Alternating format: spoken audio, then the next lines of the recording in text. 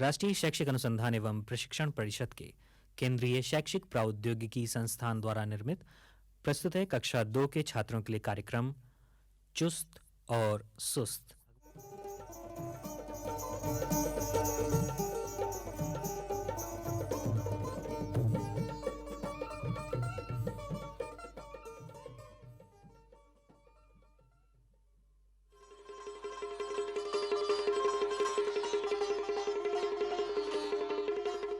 हाँ तो बच्चों, मैं तुमसे एक बात पूछना चाहता हूँ। तुम चुस्त हो या सुस्त?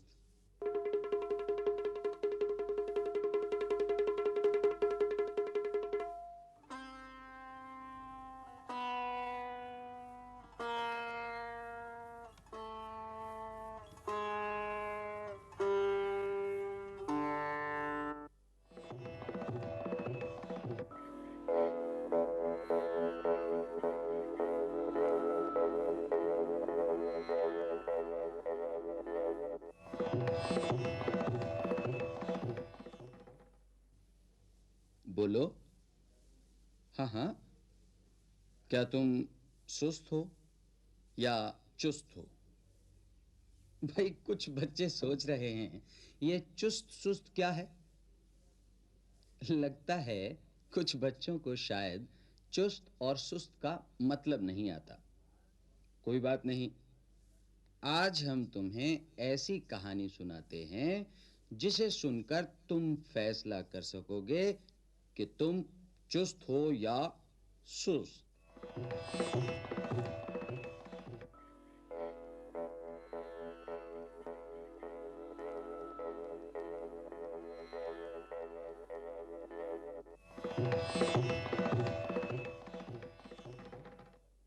बच्चों, ये कहानी है गिरधर की।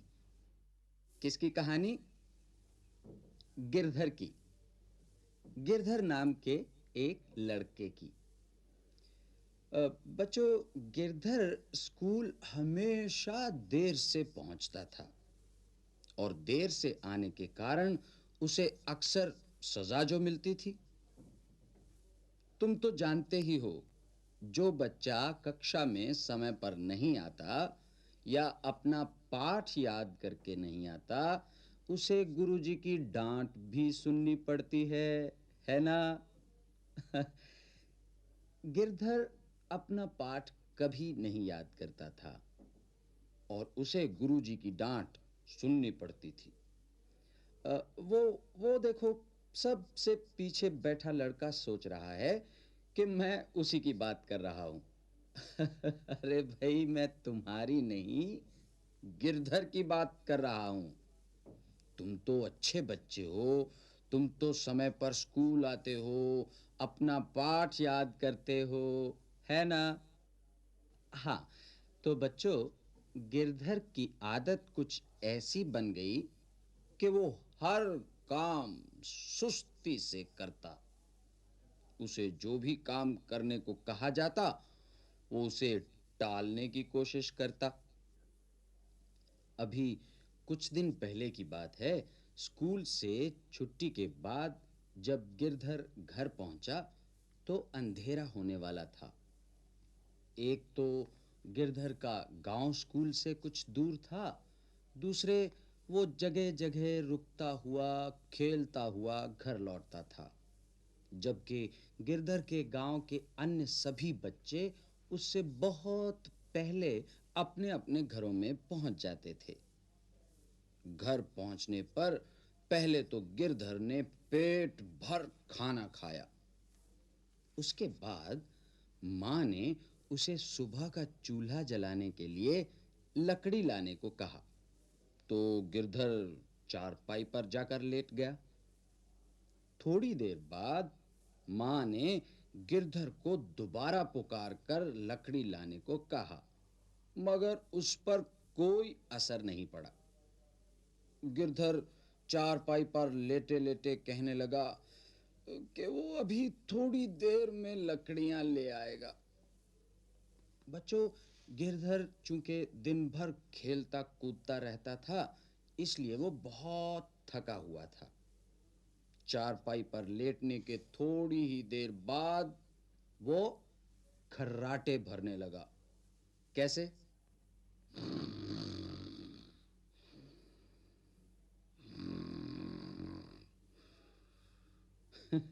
जरा तुम भी खर्राटे भरकर दिखाओ।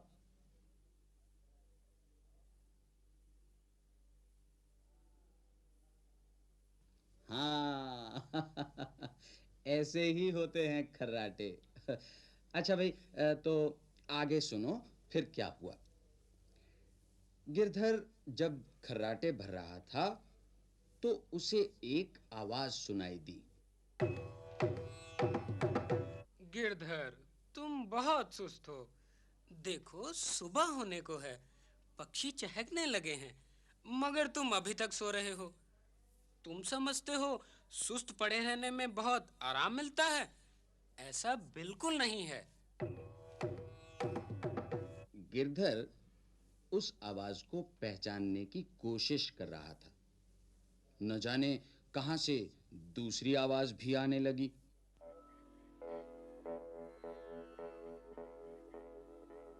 ना ना ना ना, तुम चुस्त की बातों में बिल्कुल ना आना गिरधर भैया। उसका बस चले तो किसी को आराम ही न करने दे।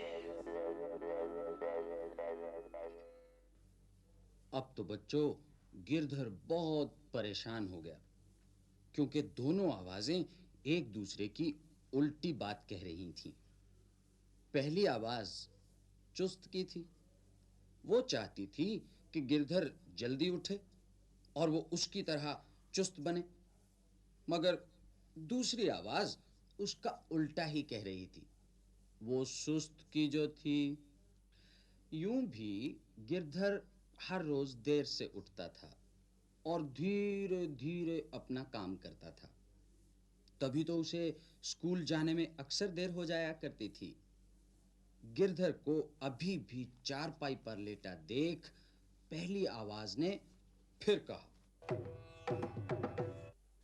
गिरधर भैया, मैं तुम ही से कह रहा हूँ। याद है, कल शाम को माँ ने तुम्हें चूल्हे के लिए लकड़ी लाने को कहा था। उस समय तो तुम सुस्त बने रहे। यदि अब भी तुम लकड़ी नहीं लाओगे तो घर में चूल्हा कैसे जलेगा? तभी गिरधर को दूसरी आवाज ने कहा। तुम लकड़ी लाने की चिंता मत करो गिरधर। तुम नहीं लाओगे तो कोई और ले आएगा, हाँ? इसके जवाब में पहली आवाज ने कहना शुरू किया। गिरधर भैया, तुमने अजगर का नाम तो सुना होगा। इतना सुस्त होता है कि क्या बताऊं। घंटों तो क्या, कई कई दिन तक अपनी जगह से नहीं हिलता। भैंस तो तुम्हारे घर के सामने ही बंधी है, मोटी मोटी, काली काली। तुम तो जानते ही हो, जब कभी उसे कीचड़ भरा पानी दिखाई दे जाए, बस घंटों बैठी रहती है उसमें, सुस्त जो ठहरी। एक बात और बताऊं, सुस्त लोग जो होते हैं ना, बहुत डरपोक और कमजोर भी होते हैं। जैसे कबूतर को ही लो, जहां बैठ जाए उड़ने का नाम नहीं लेता। कोई उसे कंकड़ मारे तो डरकर अपने आप को सिकोड़ लेता है, मगर उड़ता नहीं। बेचारा सुस्त कबूतर। बच्चों, गिरधर चुस्त और सुस्त दोनों की बातें बड़े ध्यान से सुन रहा था। इतने में दूसरी आवाज कहने लगी। अरे जा जा जा, चुस्त लोग ही कौन सा तीर मार लेते हैं। भैया गिरधर, तुम आराम से सोते रहो। और इस पर पहली आवाज फौरन बोली। घोड़े को कभी किसी ने आराम से बैठे देखा है? वो हमेशा दौड़ने के लिए तैयार रहता है। चुस्त जो है, इसलिए तो सबसे तेज दौड़ सकता है। और तो और हिरन भी तो अपनी चुस्ती के कारण ही इतना सुंदर लगता है और तेज भी भागता है। दूसरी आवाज का पलड़ा बच्चों हल्का पड़ने लगा था, इसलिए उसने चलते हुए कहा, ठीक है भाई गिरधर, मैं तुम्हें कुछ भी नहीं कहता। तुम्हें जिसकी बात अच्छी लगे उसी की मान लो।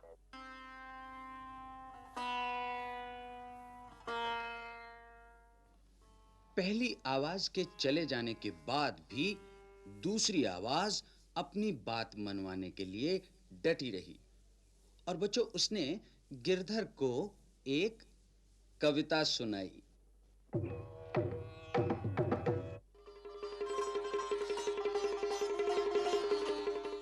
चुस्त सदा होते हैं पास और न होते कभी उदास, इन बच्चों की यही निशानी, करते नहीं कभी मनमानी, काम न करते ढीले ढीले, रहते दिन भर ये फुर्तीले, ऐसे बच्चे अच्छे लगते, झटपट सुबह सुबह जो जगते।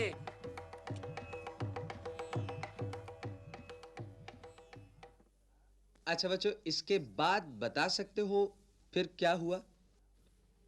सोचो। गिरधर ने चुस्त और सुस्त में से किसकी बात मानी होगी? भाई सुस्त तो वो पहले ही था। इसके बाद क्या हुआ? अच्छा चलो हम आगे की कहानी सुनाते हैं। हाँ हाँ, तो बच्चों दूसरे दिन सुबह जब गिरधर की माँ उठी तो उसे याद आया कि चूल्हा जलाने के लिए लकड़ी तो घर में है ही नहीं। उसने कल शाम को गिरधर को लकड़ियां लाने के लिए कहा था, मगर वो लाया नहीं। इसलिए वो गुस्से में गिरधर को जगाने के लिए उसकी चारपाई के पास पहुंची। चारपाई के पास जाकर वो हैरान हो गई, क्योंकि चारपाई तो बच्चों खाली पड़ी थी। अब गिरधर की मां डर गई कि उसका बेटा कहां गया होगा। इतने में गिरधर के पिताजी भी उठ गए। अभी गिरधर के माता-पिता उसके बारे में सोच ही रहे थे कि वो सामने से आता हुआ दिखाई दिया। भाई गिरधर के सर पर लकड़ियों का गट्ठर रखा था। गिरधर के माता-पिता उसे सुबह-सुबह जंगल से लकड़ियां लाते देख बहुत खुश हुए। उसके पिता ने लकड़ियों का गट्ठर नीचे उतरवाया और मां ने गिरधर को गले से लगाते हुए कहा कि आज से उसका बेटा चुस्त हो गया है।